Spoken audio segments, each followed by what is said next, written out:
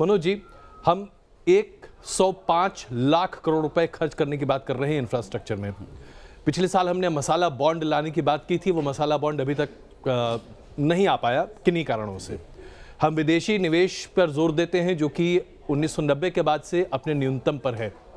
इसके बावजूद कम से कम हम जैसे लोग तो यही मानते हैं कि उम्मीदों का बजट है, कुछ न कुछ तो होना ही चाहिए। आपको क्या लगता है सरकार के पास क्या क्या रास्ते हैं, कैसे उम्मीदों पर खरी उतर सकती है सरकार? देखिए, ऐसा है कि ये जो बजट है ये सबसे ज़्यादा चैलेंजिंग बजट होगा किसी भी फाइनेंस मिनिस्टर के लिए, क्योंकि इस समय हमारी आर्थिक हालत बहुत ज़्यादा ख़राब है। जो जीडीपी है अभी मिनिमम पे है, पिछले 11 साल में इतना कम नहीं हुआ है, और जीडीपी के फिगर क्या है वो भी डेली चेंज होते रहते हैं।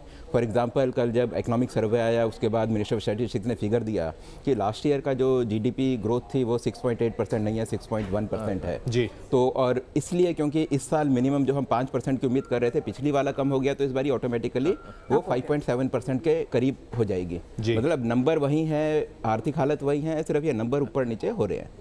तो इसलिए, और ये हालत है, आज आप देखें तो बेरोजगारी बहुत ज़्यादा है, जीडीपी बहुत कम है। तो गवर्नमेंट को आज की डेट में करना क्या है? सरकार को एक्सपेंडिचर करना है। सरकार जितना खर्चा कर सके, जिस इंफ्रास्ट्रक्चर की मैं जो बोला था कि 1 लाख करोड़ के करीब खर्च करेंगे, तो उसके लिए फ़ंड का एलोकेशन हो।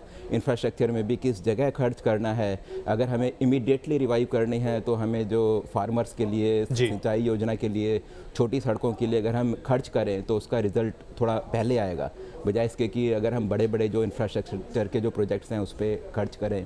फार्मिंग सेक्टर की हालत बहुत ख़राब है। रूरल एरिया में डिमांड जितनी कम आज की डेट में है, मेरे को लगता नहीं कि इतनी कम पहले कभी हुई है, कम से कम पिछले 10-20 सालों में। बिल्कुल। हरवीर ज़्यादा अच्छा इस चीज़ नहीं, जाहिर सी बात है, इस पर कई चर्चाएं हो सकती हैं, लेकिन एक महत्वपूर्ण चर्चा ये होगी जो इस छोटे से ब्रेक के बाद हम लेना चाहेंगे, इनकम टैक्स। इसे लेकर तरह तरह की उम्मीदें हैं लोगों को, लेकिन मैं एक छोटा सा आंकड़ा आपके सामने प्रस्तुत करना चाहता हूं। अगर कोई नौकरी पेशा व्यक्ति 8 लाख रुपए प्रति साल आय अर्जित कर रहा है तो वो कम से कम 2,500 से 4,000 रुपए प्रति माह टैक्स भरता है। लेकिन अगर एक किसान 10 लाख रुपए भी प्रति वर्ष आय अर्जित कर रहा है तो वो 1 पैसा टैक्स नहीं भरता। क्या ये सही है?